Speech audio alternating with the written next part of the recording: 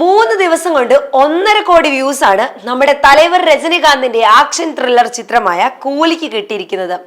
രജനീകാന്തിന്റെ 171ാമത്തെ ചിത്രമായ കൂലിയിൽ വൻ താരനിരയാണ് അണിനിരക്കുന്നത്. ആൾക്കാരെല്ലാം കട്ട വെയിറ്റിംഗിലാണ്. കാരണം ലോകേഷ് കനകരാജിന്റെ സിനിമ, അനിരുദ്ധിന്റെ പാട്ട്, പിന്നെ രജനീകാന്ത്, ആമീർ ഖാൻ, നമ്മുടെ സൗബിൻ, ഇതൊക്കെ തന്നെ മതിയല്ലോ അതിന്. സൺ പിക്ചേഴ്സിന്റെ ബാനറിൽ കലാനിധിമാരൻ നിർമ്മിച്ചിരിക്കുന്ന ഈ ചിത്രത്തിന്റെ ഛായാഗ്രഹണം മലയാളിയായ ഗിരീഷ് ഗംഗാധരനാണ് നിർവഹിക്കുന്നത്. ട്രെയിലർ പ്രതീക്ഷിക്കുന്ന അത്രയും വന്നില്ലെന്നാണ് കുറെ ആൾക്കാരൊക്കെ പറഞ്ഞത്. പക്ഷേ ട്രെയിലറിൽ ഒരുപാട് ഹൈപ്പ് കൊടുക്കാതെ തിയേറ്ററിൽ ചെല്ലുമ്പോൾ ഈ മാസമൊക്കെ അവിടെ കാണാം എന്നാണ് മറ്റു ചിലരും പറയുന്നത്. കോളിവുഡിലെ അടുത്ത സെൻസേഷനിലാകും ചിത്രം എന്നത് ഉറപ്പാണ്. ആക്ഷൻ ഡ്രാമ വിഭാഗത്തിൽ ഒരുങ്ങിയ ഒരു പീരിയഡ് ഗാങ്സ്റ്റർ ആക്ഷൻ ത്രില്ലർ ചിത്രമാണ് കൂലി.